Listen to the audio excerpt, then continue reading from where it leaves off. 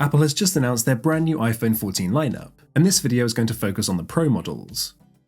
This year it's the camera upgrades that Apple seems to be giving most of its attention, but the new Dynamic Island is undoubtedly the headline-grabbing new feature.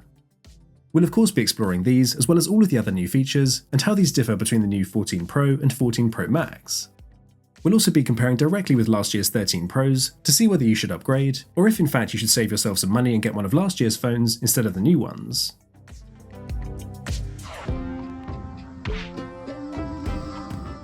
Unboxing first then, and there's one small difference this year depending on where you live.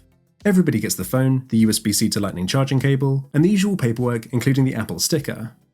But if you're in the US, you won't have this, the SIM ejector tool. In the US, Apple has shifted to eSIM only, a change I personally can't wait to see globally, so US models won't have the SIM card tray, nor work with physical SIM cards. For the major US carriers, you don't need to worry since eSIM will be very easy to set up for you. But if you're using a smaller carrier that doesn't yet support eSIM, you'll want to hold off switching to an iPhone 14 until the rest of the carriers catch up. So this change could be one of the more contentious ones, and if you're in the US then let me know in the comments how you feel about it. Getting into the design then, you'll notice this is very familiar. The silver and gold colours are largely unchanged from last year, but Apple now offers space black instead of graphite. Lots of us have been waiting a long time for Apple to finally bring matte black back to the iPhone, and although the 14 Pro is still a shade of dark grey, I do think the darker space black colour looks excellent.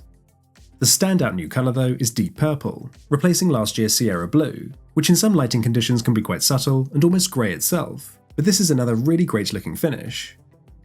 You may also have noticed the bigger camera bump. It's been slowly increasing in size every year since the 11 Pro series redesign, and it sticks out slightly further from the back of the phone. Aside from this though, and the displays which we'll cover shortly, the 13 and 14 Pro designs are very similar. We still have those flat glossy sides, the rounded corners, and even the sizes of the phones have barely changed. They gain a couple of grams in mass as a result of being 0.2 of a millimeter thicker, and there are just marginal changes to the phone's heights and widths. If there's one thing you could argue Apple does better than anyone else, it's the build quality. These phones feel super high quality in the hand, and once again have stainless steel frames, water resistance up to 6 meters in depth, and Apple's ceramic shield glass, which they're claiming once again to be the toughest on any smartphone. So no durability changes from last year, but that's not really a bad thing. The major design change this year is of course the new Dynamic Island, so Apple has finally given us a true replacement for the divisive notch. Iconography is so important to Apple's philosophy. You look at the back of an iPhone and you can instantly recognize it as an iPhone. For years it's been the same deal with the notch. No other smartphone looked like this, which was great for Apple's marketing, if perhaps less so for us consumers. So the Dynamic Island is smart because it maintains a distinctive look whilst modernizing the design and, crucially, transforming the cutout into a practical aspect of the phone. When you're playing a song and exit the music app, the animation minimizes the app fluidly into the Dynamic Island, which in turn widens to show the album artwork and a live waveform for what's playing. A tap takes you to the app, whilst a brief tap and hold gives you quick access to your music controls, which you can dismiss just as easily. Dynamic Island can utilize multiple apps at once. For instance, if I'm using Maps and I start a countdown timer, then the island splits into two and I can access the controls for both, so you can see how the dynamic element comes into play. Dynamic Island is accessible whilst you're using other apps, so it not only provides quick access to various controls, but it introduces a new multitasking aspect to the 14 Pros that has been sorely lacking. You'll also notice the island appear for incoming notifications like AirDrop, when charging, and when switching to silent mode. But the list of compatible features is always expanding, and I'm sure we'll start to see some innovative uses from third parties very soon. So love it or hate it, Apple has found a way to transform the aging notch into not just a useful feature, but a desirable one that I've no doubt will be copied in the future. The new cutout is 31% smaller than on the 13 Pros. You can see the extra space this leaves on either side of the cutout, and I think the separation from the top bezel is a much more modern and aesthetically pleasing design. But this also now sits lower on the display, so you could argue that this cuts into your content more than before. Gaming and movies are really the only occasions I think some will find the new cutout more distracting. But the iPhone and iOS is really designed to be used in a portrait orientation, and the benefits Dynamic Island brings more than make up for this. The issue I have with it is that you're now constantly putting fingerprints and smudges over the Face ID sensors and the selfie lens. So far, I've not found Face ID to be less responsive, though this is absolutely a potential issue, and if I was a big selfie taker, I'd certainly find myself needing to wipe the camera lens more often. So those are a couple of things to watch out for. Okay, so that's Dynamic Island, and probably the biggest display change from last year's phones. There are smaller ones too, like the ever so slightly thinner bezels you'd have to squint to notice, and the slightly higher resolution you'd probably have to squint to notice. One of Apple's bigger talking points though was in setting a new industry standard of 2000 nits peak brightness outdoors for the 14 Pros, as well as 1600 nits for HDR content. So those numbers obviously sound good, but from my testing in day-to-day use, I didn't actually notice a big step up in brightness at all. Setting the phones to max brightness manually, you won't notice a difference. It's even comparing HDR content side by side, the 14 Pros didn't seem any brighter than the 13 Pros until I used them outdoors in bright sunlight. Only in the harshest sunlight could I really see the improvement, but the 14 Pros are super clear and readable outdoors. For my typical usage though, I didn't notice a difference, so you may have to temper your expectations. One major change you certainly will notice is the new always-on display. So Apple finally catches up to a staple feature on Android phones and lets the display stay on to show the key lock screen information at a glance. But of course this is Apple's version of always on, so what you get is essentially a dimmed version of your lock screen that keeps your wallpaper or album artwork alongside your widgets. There's a smooth animation for the transition, unique displays for certain active apps, and it does look really good. What I like best is that it will intelligently go dark to save battery when you don't need it. For instance, if it's face down, in your pocket, or if you wear an Apple Watch, then the display turns off when the phone detects that you're far enough away from it. There are downsides though, namely a lack of customization compared to, well, basically any Android phone. It's just on or off. But most of all is the significant battery drain the always-on display causes, a lot more than I expected. You'll notice that the display doesn't actually get that dim, so you've got to think that that's a big factor, even though the phones drop down to refresh rates of just 1 Hz for this. Apple kept unusually quiet about battery life during their keynote, although you can spot on their website a claim of an extra hour for video playback for the new 14 Pros. So that sounds promising, but as I said, using the always-on display will noticeably impact your battery life, so this has actually been a lot worse than the 13 Pro performance. If you look at the battery drop difference turning off always on, you can see the impact it has, so this only fuels my desire to have more customization over the AOD, or at least to dim it some more. It has enough of a battery life impact that I'm personally going to leave the feature turned off, and in doing so you essentially get the same excellent battery life as last year's phones. So whilst that is good to see, it's just a shame that the AOD has such a negative battery impact. I should also mention that I am seeing much poorer battery life with iOS 16 in general, so I think that's slightly skewing my perception of the new 14 Pros, but actually even on my iPhone 13s I'm seeing noticeably poorer battery. Let me know in the comments if you're seeing this too, because so far I'm not too impressed with that, and hopefully the battery drain is something Apple can address with a software update. Once again, you get significantly more juice out of the larger Pro Max, so you'll definitely want to go for that one if you want the best battery life, or at least consider the bigger model if you plan on using the always-on display. As for charging, Apple is stubbornly sticking with Lightning for another year, which means we get essentially the same charging speeds as with last year's models. So those numbers are still a long way off Apple's Android rivals. But the 14 series keeps one redeeming feature in MagSafe, so you can still use the convenient MagSafe charging and the other cool magnetic accessories this feature enables. If you were hoping to be able to reverse wireless charge your new AirPods Pro though, you're still out of luck. One thing we know is that the chargers don't come in the box, so if you need one to fast charge your new iPhone, then I would recommend checking out Anker's brand new Nano 3. This is the latest version of the tiny charger that has the power to fast charge all of the new iPhones at their fastest speed. You can get well over 50% charge in less than 30 minutes, even for the big 14 Pro Max. Better still, Anker are releasing this alongside a new set of bio-based charging cables. Yes, these things are actually made of plants to drastically cut down on the use of plastics.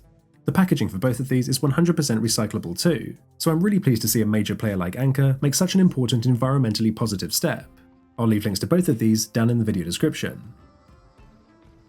Powering features like the new always-on display is Apple's latest A16 Bionic chip, which actually demonstrates only modest gains over last year's A15. It was interesting that Apple focused in their launch video on the performance versus the A13 instead, and looking at the benchmarks, the step up in power with the 14s is obvious, but the numbers don't suggest any huge difference. So it should come as no surprise that you probably won't notice those performance gains in your day-to-day use. The 14 Pros are technically a bit faster and more powerful, and I guess it's nice for those set on getting the latest models to know that Apple has extended its lead over the competition for smartphone processors. But the RAM is unchanged, the storage options are unchanged, and if you're trying to decide between the 13 and 14 Pros, then you don't really need to worry about the performance difference. Whichever phone you go for, the Pros are super fast and powerful, and can easily handle the majority of intensive tasks you throw at them. There are 2 new features that I guess are harder to get excited about, simply because, hopefully, you'll never have to use them, and this actually makes it difficult to test and review them too. The first is the new car crash detection feature, which is exclusive to the iPhone 14 series. So if you get into a car crash, the phone can now detect this, and automatically alert the emergency services and your emergency contacts if you're not able to. The phones utilise a new high G-force accelerometer and combine this with data from barometric, sound and motion changes to accurately detect a real car crash situation. So this ensures the phones aren't accidentally triggered by drops or other false situations. So that's a potentially life-saving feature should you ever need it. But as I said, hopefully you won't. The second is emergency SOS via satellite. So if you find yourself in trouble with no cellular or Wi-Fi connectivity at all, the 14 Pros can now use satellites to send an emergency message. Again, it's something that most of us will never use, but could be a life-saving feature. A small change that more of us will benefit from on a daily basis is Bluetooth 5.3. Apple is notoriously slow to update the iPhone's Bluetooth version, and they're still lacking behind Android when it comes to codec support. But at least now the 14s have the latest Bluetooth spec, which is great news for those who listen with wireless headphones, earbuds and speakers. There aren't really any other software changes to speak of, since iOS 16 is also available on many older devices, so you don't actually need to get a 14 Pro to use new features like the customizable lock screens, editing iMessages, or haptic feedback for the keyboard. Finally. The unsung hero, and easily my favourite addition with iOS 16 though, is of course Face ID that works in landscape. I can't believe it's taken this long for that to work. But as I said, you do have this on the older Face ID iPhones too. So really it's the always-on display and especially dynamic island that gives you a new experience that's exclusive to the 14 Pros. But let's move on now to the biggest talking point, which is the cameras. The highlight is the brand new 48 megapixel quad pixel sensor for the 14 Pro's main lens. This not only enables higher resolution photos, but you can actually use the middle 12 megapixels of the sensor and crop in to take full res photos and videos without digital zoom, in effect adding an extra 2x telephoto lens to the phone. There are improvements to all lenses though, including new ultra-wide and selfie lenses, plus the photonic engine for improved image processing and low light performance. First of all, I should say that the iPhone 14 Pro camera is fantastic. It's versatile, and you can take some fantastic shots on each of the 3, well, now 4 rear cameras. I particularly like that 3x Tele lens, which admittedly can't match the zoom range of the likes of Samsung and others, but the sheer quality of the Tele lens shots is superb, sometimes even when extending to 10x with digital zoom. So combining this with best-in-class video and the overall performance, Apple has the best smartphone camera right now in the 14 Pro and Pro Max. However, the step up from the 13 Pros isn't as big as you might expect.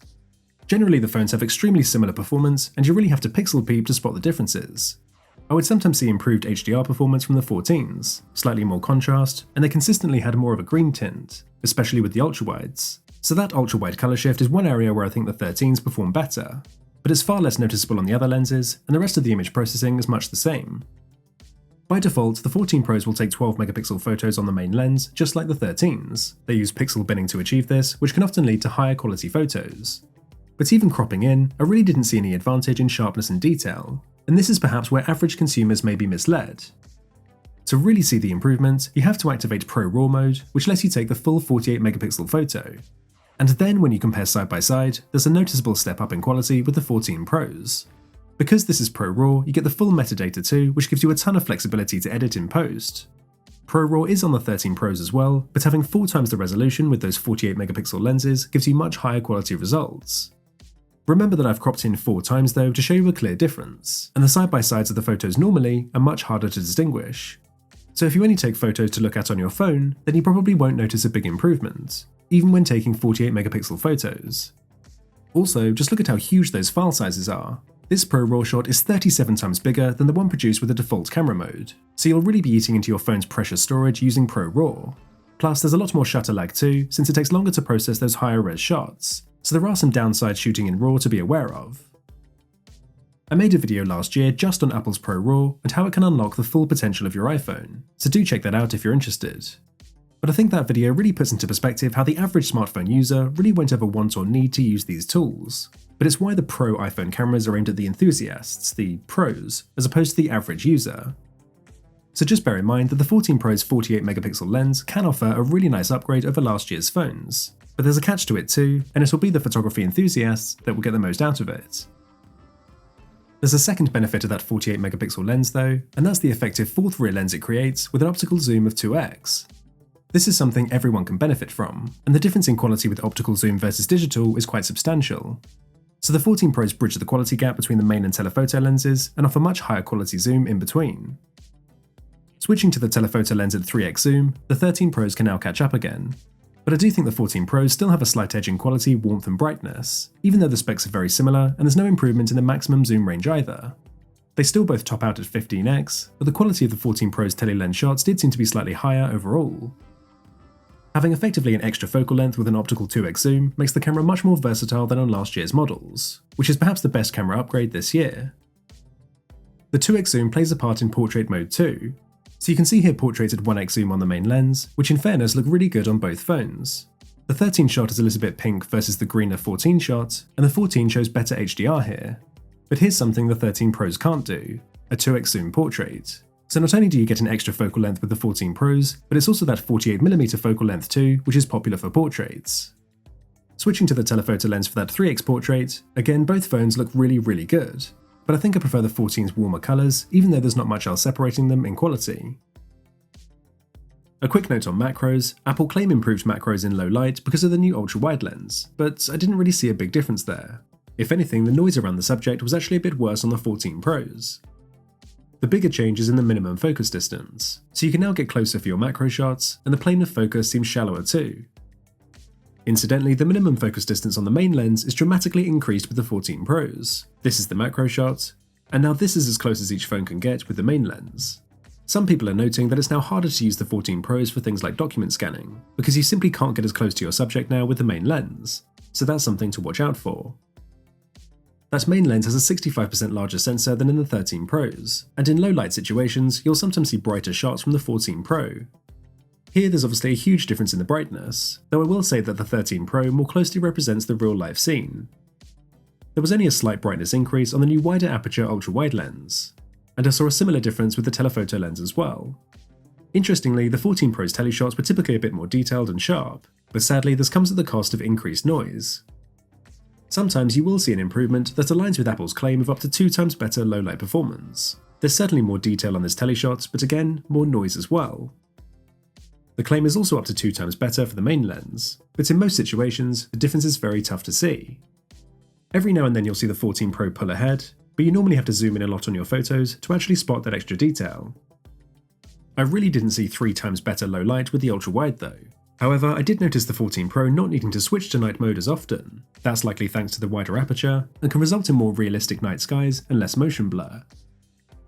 This final subject I captured on all lenses, so these ultra-wides are obviously very similar, but perhaps there's slightly more contrast, making the branches easier to see with the 14. The main lens does show the 14 Pro pulling ahead though. It's first of all brighter, and certainly when you zoom in, you can see the increased quality.